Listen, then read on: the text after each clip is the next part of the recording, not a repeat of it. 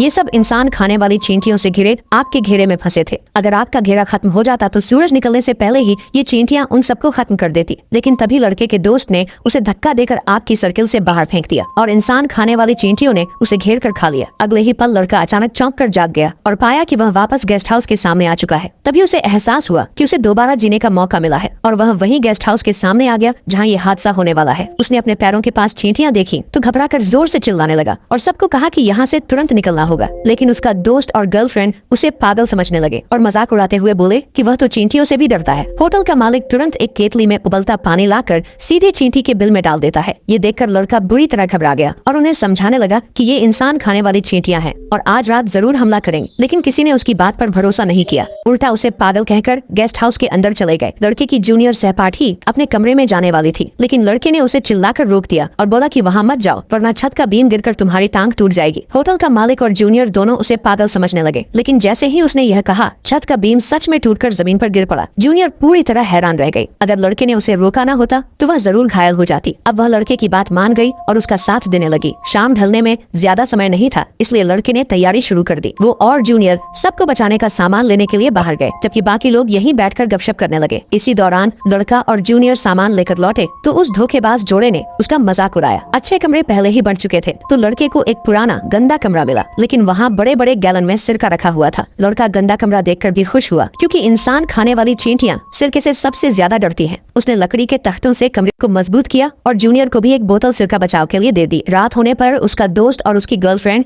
आंगन में खुलकर इश्क फरमा रहे थे। तभी एक बड़ी सी चींटी गर्लफ्रेंड की टांग पर चढ़ गई। दोस्त ने उससे कुचलकर मार डाला। लड़के ने यह देखा तो तुरंत बाहर आकर बोला कि यह इंसान खाने वाली चींटियों का जासूस था और इसके मरने के बाद निकलने वाली गंध पूरी कॉलोनी को यहाँ खींच लाएगी। लेकिन उन दोनों को यकीन नहीं हुआ और उल्टा लड़के को पागल और कायर कहा। गर्लफ्रेंड और दोस्त की यह बेहुदा बातें सुनकर लड़का गुस्से से सीधे दोस्त के चेहरे पर मुक्का मार देता है। दोनों में मारपीट शुरू हो गई। तभी होटल का मालिक आ गया और मामला सुलझाने के लिए छोटी सी पार्टी करने की बात की। वो लोग आंगन में बैठकर पीने खाने लगे और लड़का समय देख रहा था। सब मौज में पार्टी कर रहे थे। तभी अचानक बहुत सारी चींटियां उनके पैरों पर चढ़ने लगी। ये देखकर सब तंग रह गए। उसी समय लड़के का दोस्त अपने सिर पर कुछ गिरने का एहसास करता है और जैसे ही वह ऊपर देखता है